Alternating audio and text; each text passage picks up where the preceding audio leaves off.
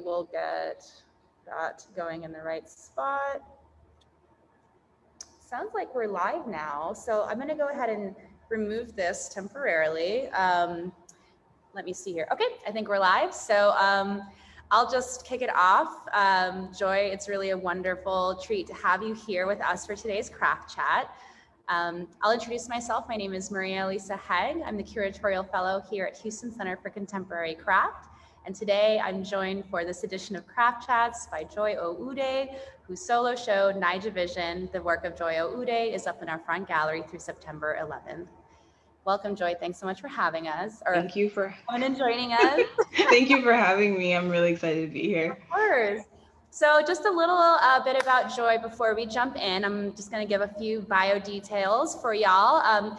Joy is a mixed media artist and designer whose fiber and sculpture work tackles questions around assimilation, race, cultural transference, and identity. She earned a BFA in fashion design from the University of North Texas in 2005. Following her work in the fashion industry, she returned to UNT, where she earned an MFA in fiber arts in 2013. In addition to exhibiting at amazing places like the Philadelphia Museum of Art, Fjord Gallery, of which she is a member, exhibiting and curating, and the Aramont School of Arts, Joy's work has also been featured in 2 of HCCC's own Craft Texas exhibitions. So we are so excited to have you here today. Thank you so much, Joy. Thank you for having me. So I think what I'd like to do is just have a casual conversation as we stroll around this space. I'm going to go ahead and put my mask back on so that Catherine, who has kindly agreed to help with our camera work, can follow me around. Thank you, Catherine. So we're going to do, we'll do our tech switch over now. So everybody just bear with us.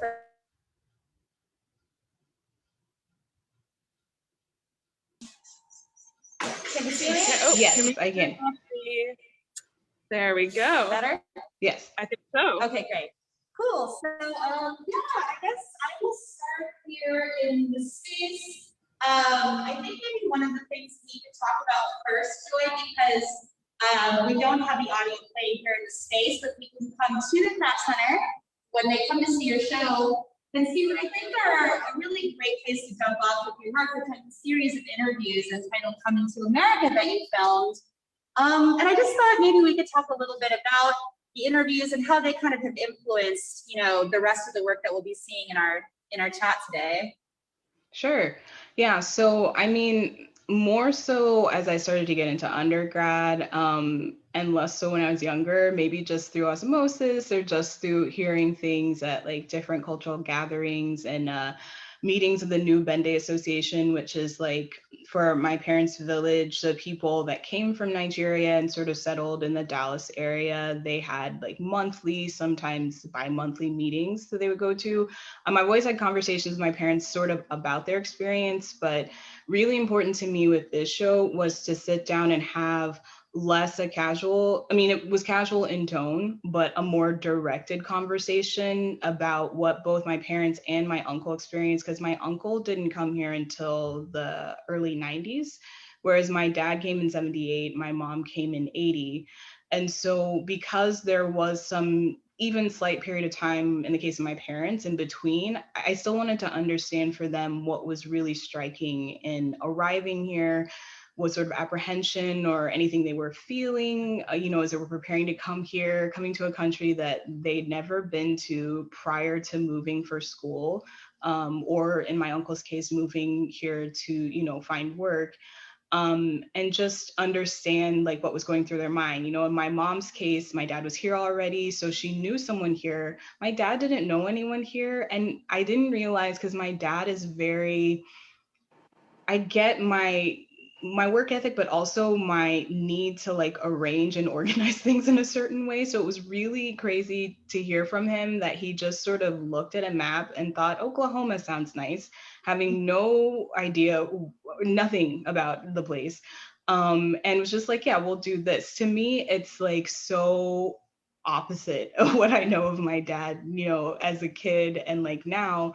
To know that he, of course he was a teenager, like of course just in his early 20s, and he was like, well, let's just do this thing. It was very interesting to feel like I was still finding out new things about my parents and my uncle, like in the process of having these conversations, because all of this work that I made was not influenced. Obviously, the interviews came after, but they all had like that sort of generational storytelling that, you know, you see in the work.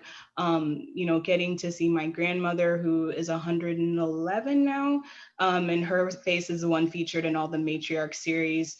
Right. So like the pink piece that's in the back.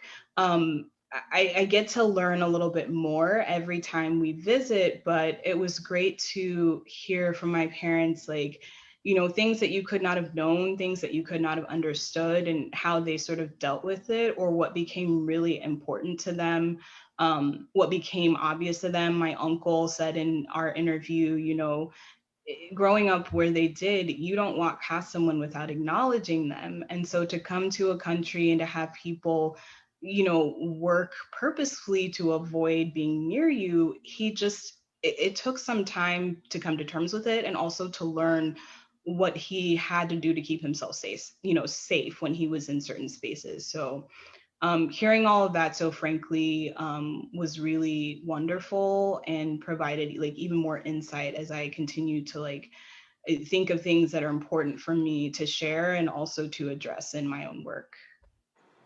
Yeah, I was thinking it would be a great place to sort of open this conversation, because I think the whole, you know, one of the more profound elements of the themes of the show is, you know, your positioning of yourself in a place of new identity, with one foot in kind of the world that your parents left to come and bring you here, and then the other foot in the world where you grew up.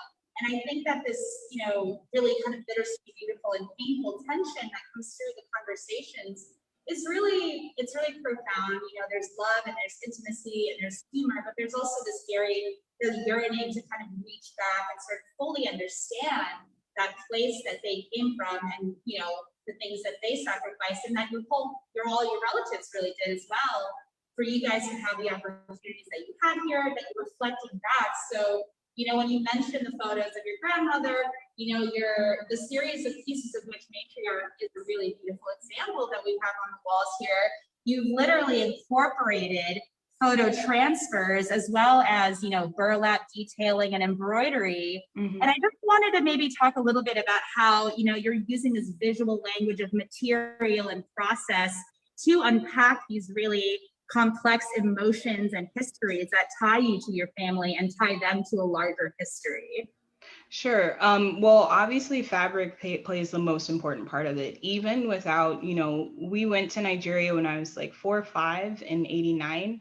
And, you know, even in that first trip, and even at home, because it's not like my parents didn't bring the fabric with them, but I grew up seeing all of these things. So there was always this very strong connection to material history, material, just like texture, color, pattern, all of those things that you would see. You can tell which patterns are sort of influenced from the older styles of Dutch wax cloth and which ones are more modern, simply by the coloring. In this one specifically with my grandfather's face, this navy on top of lighter colors, and then this sort of faux batik look that gets printed into it. That's a very classic style of Dutch wax cloth that I grew up seeing. And it was really important to me to celebrate that material history and beautiful visual, and at the same time try to get people to look beyond just the surface of the fabric,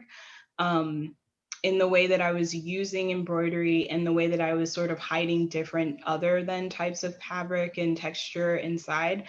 Not just in this series of work, but in most series of my work, I'm trying to like draw the viewer in closer and have them lean forward, lean into the experience and into just observing and going back. I don't just want you to glance at the work. I want you to fully like come into it. I want you to look at the piece and then do almost a double, triple, quadruple take, because you're noticing new things as you take, you know, multiple passes looking at the work. And so obviously the fabric on its own is gorgeous. And, you know, it's evidenced by the fact that it's now used in so many things, not just in fashion, but in accessorizing, even in furniture. I've seen it in some places.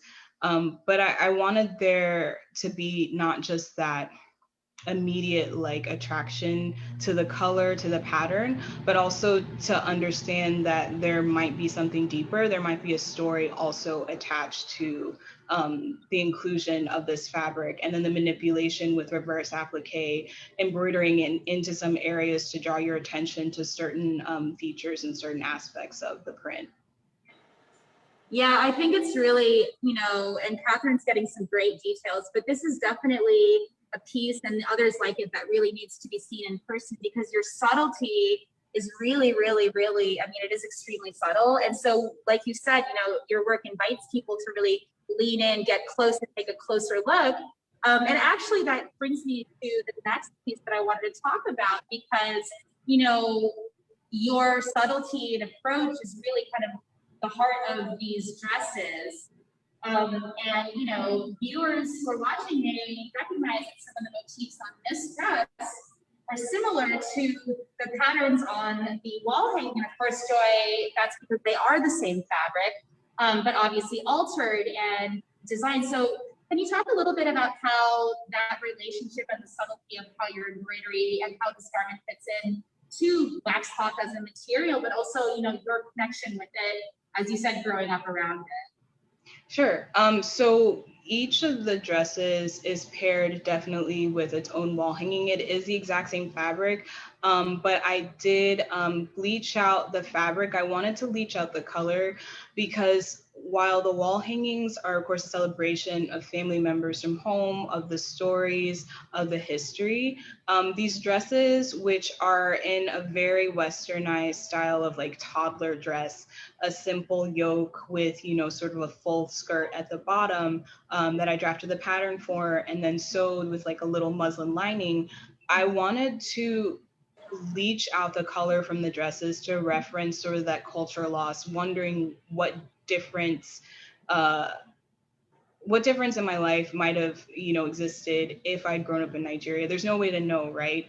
You can't go back and sort of wonder, like, would I be me? Like, would I have the same number of siblings? You can't know these things, but it's sort of almost wondering about like the path that did not occur, because my parents did end up coming here, not getting to have those connections as strongly with my cousins as with my aunts and uncles. And just how, again, those two identities, Nigerian and American culture, come together to create this sort of third thing that I'm still learning and I'm still trying to, you know, understand how to exist in. So I wanted the dresses, in contrast to the wall hangings, to be much quieter, to still retain that interest in texture and in manipulation with embroidery. But I changed over from hand embroidery to machine embroidery to then write out in this almost cursive 6 different phrases for grandmother for the dresses that are opposite the matriarch series, and then 6 different phrases for grandfather that are opposite the chief series. And so I've just basically, in straight line, like you would sort of write over and over if you're in grade school with your lined paper, I just wrote out the different phrases over and over again down the front of the yoke, and then the front of the skirt, of the front and back rather, of the yoke and skirt of each dress. And you know that it's the same fabric, you know that there's some difference. I wanted the wall hangings to take precedent and to be really bright and wonderful, and you're looking for the detail. And then for these dresses, by some sort of opposite, you know, sort of visual, be much quieter, almost a little sad as well, just in the wondering of what could have been, and, you know, who might I have been if things were different. Yeah, I think that's a really powerful emotion to sit with. I think it's also one that's really familiar, you know, to a lot of people in the United States. And Joy, I know you and I have really connected our certain similarities of what our emotions are around having a background with an immigrant parent, or in your case, you know, both parents came from a different place. And I think it's painful, and it's, you know, it gives you a very complex mix of emotions. I really love how these give a ghostly physicality to that path untaken, acknowledging it, and then saying, you know, and yet here I am. And I think it's a really beautiful and difficult thing to navigate through. And I just think they express that pretty universal to those who are familiar with it, express that emotion very well. Yeah, it was important that they suspend in space, because I have had a lot of people ask me, well, why didn't you just put them on hangers? It's the hangers, for anyone that gets to come into this space, those aren't mine. Those were, is it Joe that on your installation team that got them? They're usually just hanging by thread. So the hangers are really beautiful is my point. But usually they are suspended in some way, whether it's just by the thread or by, in the show, these beautiful hangers. And I tell people I didn't want them just on the wall next to the wall hangings, because it changes the feeling of it. You need to walk in between the two things, notice that they are similar yet somehow different.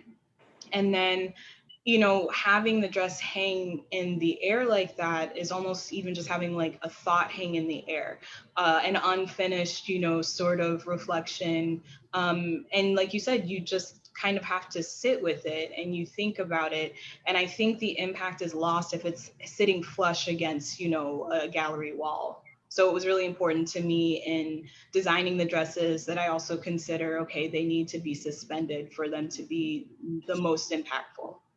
Yeah, I mean, the effect that they have when you're in the space, the way that they gently move with the breeze, I mean, I think it's a really beautiful and meditative presentation of that really, you know, difficult thing to express. Yeah. So I think that we're just about halfway through, a little more. Just wanted to check in and see if you had any questions from the audience thus far.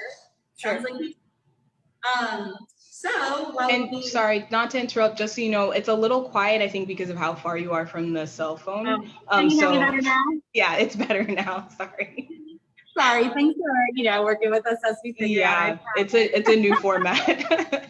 Always new. Yeah. Well, I guess maybe we can really quickly go over and talk about Lily White Wash and touch on some of those topics as well.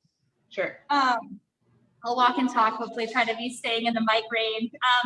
So Lily White Wash is a series of resin cast soaps that you hand tatted pages for, as well as having them rest on a bed of lace. So what I thought maybe we could do is we could talk a little bit about Lily White Wash, and then we can walk across them and contrast it with its partner piece. But tell us a little bit about hand tatting, you know, why you encased the soap in lace, and also, you know, what the significance of, you know, using this black resin for the soap is. I know we're starting backwards in terms of the timeline of the pieces, but yeah. So this series really was meant to address the Eurocentric standards of beauty that are forever and always placed on, you know, any woman of color.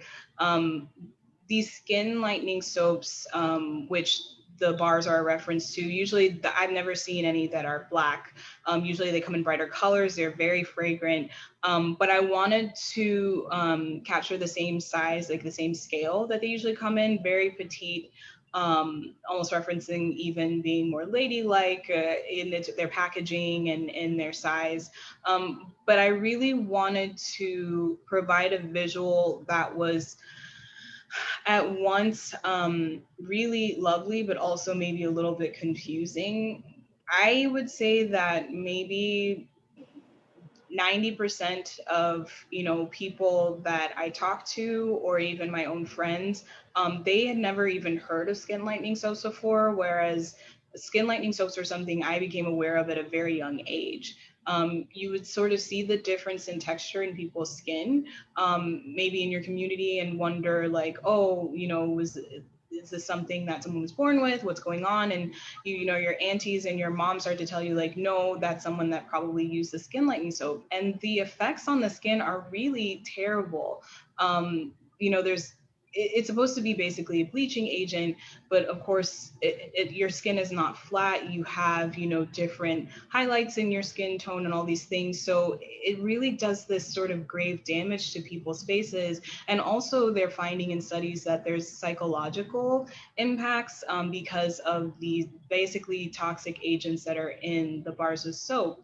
So whereas you're being sold this ideal of you know, making your skin fairer or improving yourself by becoming fairer, the effects are really damaging. But it's very seductive to, you know, see all of the, even now you see ads, billboards when I go to visit Nigeria, and I know in other Western countries, they started to ban those sorts of ads.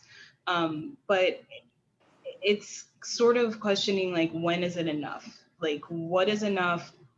When will, you know, what I represent be acceptable? You know, whether it's in the States or it's in another country. I wanted to create this at once really beautiful, but at the same time, very striking because of the contrast of color, sort of display. Almost like, not necessarily like you would see in any sort of, you know, beauty store, but I was sort of trying to play around with the idea of having this thing that on its own is already so beautiful, because the color of the bars, I tried to make them as deep as possible using charcoal. And it's just this solid, shiny, beautiful thing. And then the visual of it is disrupted by this very fair lace cage that's surrounding it, and that it's now trapped inside of. It can't escape. And with the original iteration of the series, as you mentioned, these ones are in resin. And because I tend to experiment with all of my materials, my background really is in fibers, it's what I'm comfortable with. But in making the soap, I have no experience whatsoever. And so I just found a coconut oil based soap, and I thought, this is really nice. It'll be easy to melt. I'll mix in the charcoal and make these beautiful black bars. And what I ended up with, which I had planned to experiment with in a different way, was Lily Whitewash Weep.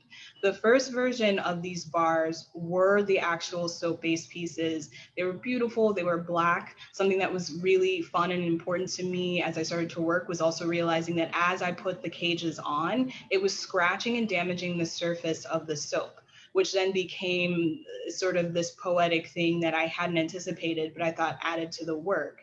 And then in the course of storing the pieces the best that I could with temperature control, this is something that Tarina and I discussed when we were installing. I had no idea that unless you add certain agents, the soap is just going to weep. It's just going to, the moisture will wick out of it, it crystallizes. So I just discovered the, basically, the metamorphosis of the soap as I was preparing for a show, and thought, oh great, now I'm going to make a whole new series out of a non, you know, sort of porous material, so that this will not happen again. But this is also already traveling down a road that I wanted to explore, in that I'm hoping to do an iteration of the series where I'm actually washing out the soap into the lace, either to embed the lace, or washing the soap out completely so that it dyes the lace and really leaves an impression on it. Because I'm still considering and still thinking about these ideas of, even if you are trying to force a certain part of culture to become this thing that you find more acceptable, it in turn is going to leave its impression on you.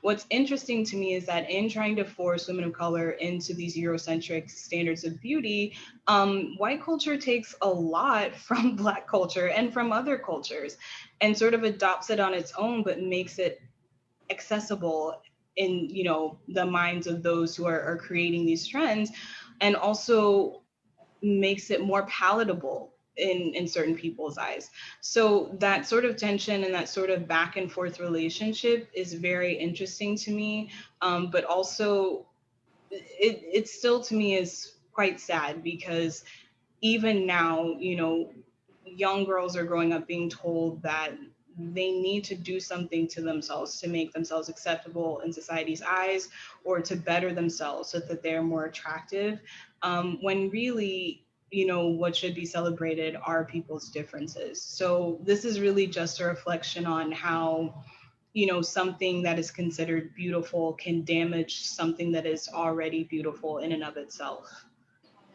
I love that. Yeah. And, you know, one thing I'll say is that I really love how in the course of your experimentation, the materials have kind of ping-ponged back and forth between sort of the figure point and like reaffirming it in ways that you didn't expect. so that like, you know, the sort of cleanliness and edges of the resin poured soap is sort of creating that artificiality that's referencing the skin lightening. And then the way that the coconut became its own sort of thing, you know, developing these crystals because it was made of these organic materials, you know, it sort of resisted the caging and it's sort of, you know, affecting the lace. It's growing on the lace, it's dyeing the lace. And I think it's a really excellent way of making the point that you make about how cultural appropriation is, you know, inherently an extractive practice, especially when you're coming from a history of colonial occupation and oppression. I mean, that's, I think, a really elegant way to speak to the issue, both societally and in terms of a history that, you know, is hard for people in the West to reckon with as a result of the damage it's done. So I think that's an incredibly powerful way to draw people in, as you say, deep looking, and then, you know, say, by the way, this is still, it's still happening. I don't know if it's that people's memories are short or if this is something that will change generationally, but it's like people forget that, oh, also you were not here, you came here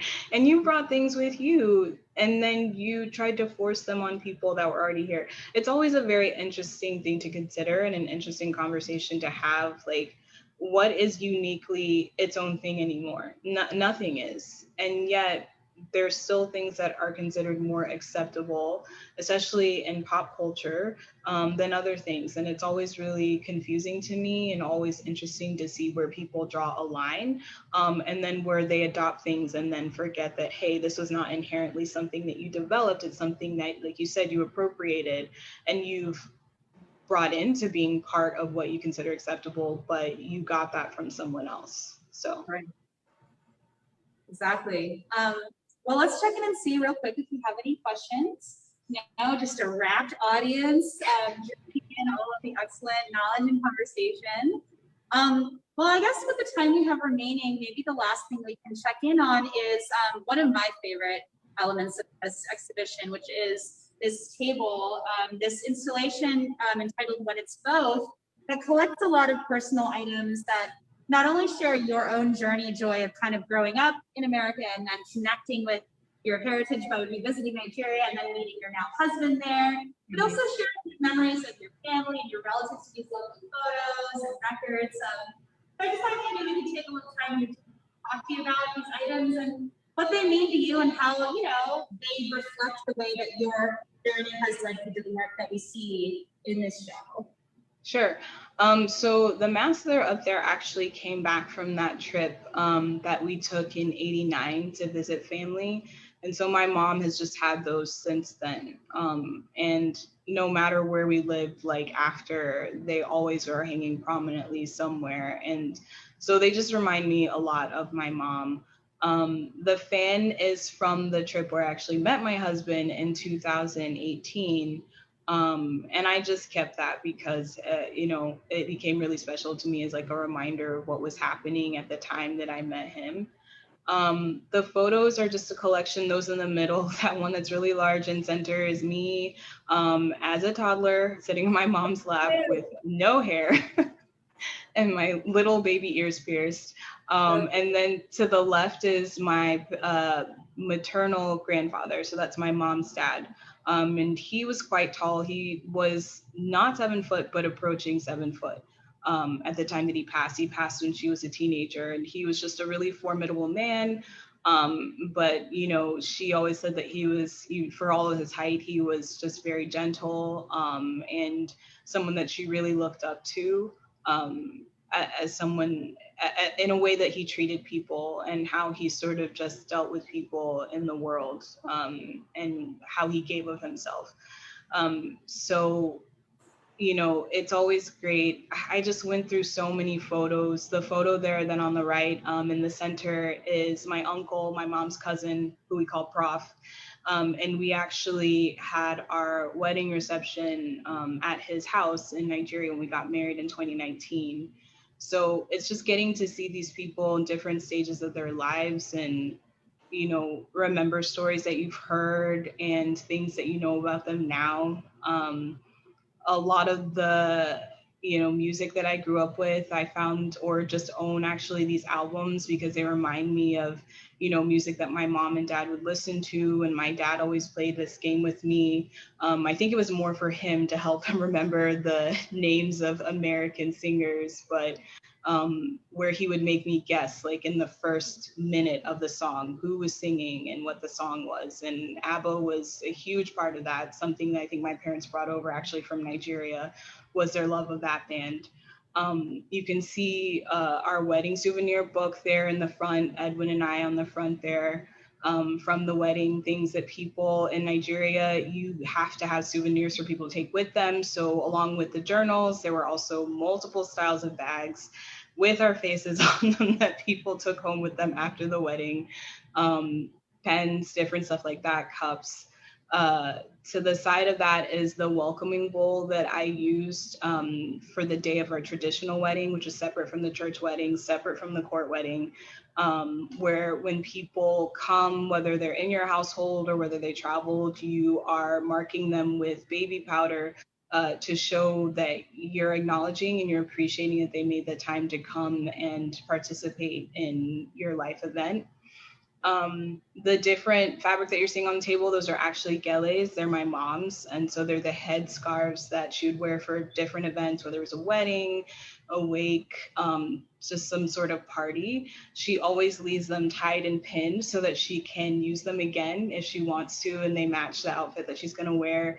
And I love that they become their own little sculptural like items that I think are really beautiful to display. And then let's see, wedding jewelry there in the front in the coral, Ludo game there in the front because we grew up playing it. Even now when we go home to visit, my mom will play her sisters, and there's always a disagreement about cheating. It's all in good fun, but there's always accusations of cheating. So Ludo is on the one side, and then this is Snakes and Ladders, which is a game that we played a lot too when we were younger at home. There in the center, that picture is my dad and my uncle when they were very, very young. That must have been from the trip that we took in '89, and they look almost identical. My dad's 5 years older than my uncle. But I loved having that picture in there since I got to interview both of them. Let's see, there's a maraca to the side. It was a set of two that also came back from that trip.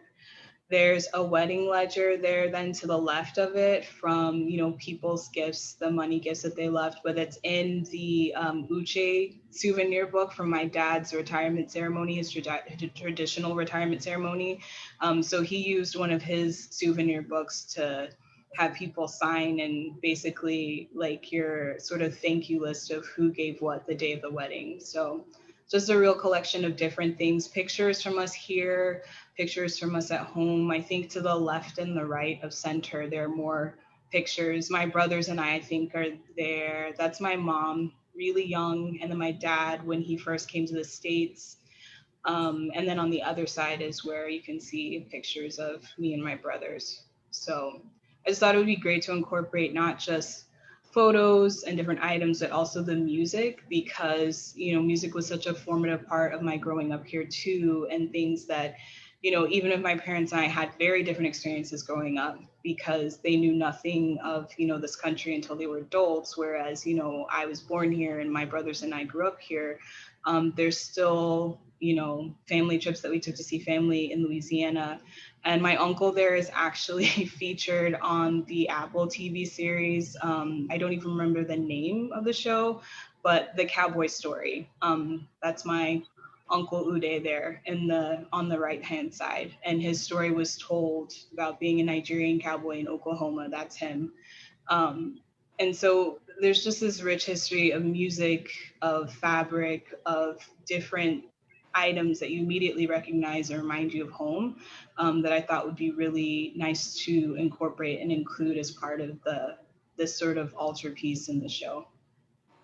I think they're all really wonderful items. They're interesting. They, give us a background about, what your wedding was like and, how proud your dad was. It's this retirement notebook. So it's both personal and informative. And I really love how you can look at this and really understand the work in a deeper way about you personally and how it just feels like it was a very tenderly arranged assortment of items. And it just really, to me, like makes me feel the love that you share with your family and how all of the sacrifice and work has created this incredible narrative of resilience that, carries on through you. And I know that your parents are very proud of you. Your mother told me when I met her, but it comes from you as well. And, they should be. This is a wonderful show.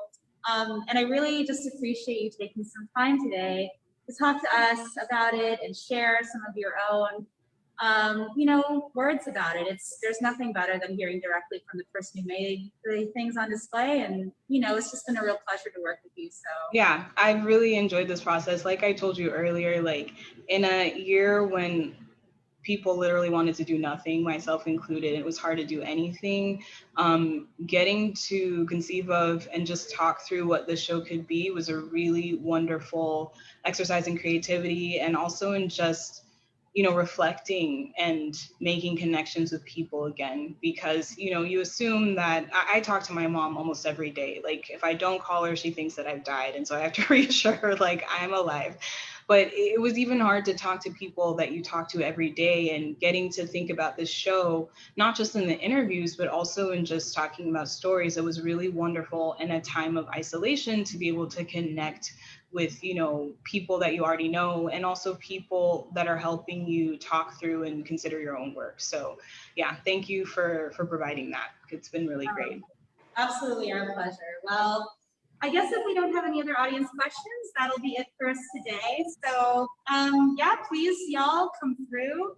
Please check out this amazing show at the Craft Center. Go to crafthouston.org for more info on events, how to come, registration for Craft Camp for those who have kids. And then finally, of course, if you would like to make a donation to us in support of our exhibitions and programming, you can definitely do so at crafthouston.org. You will see the donate button on the page. So that's it. Thank you guys so much. And we look forward to catching you again at our next Craft Chat event.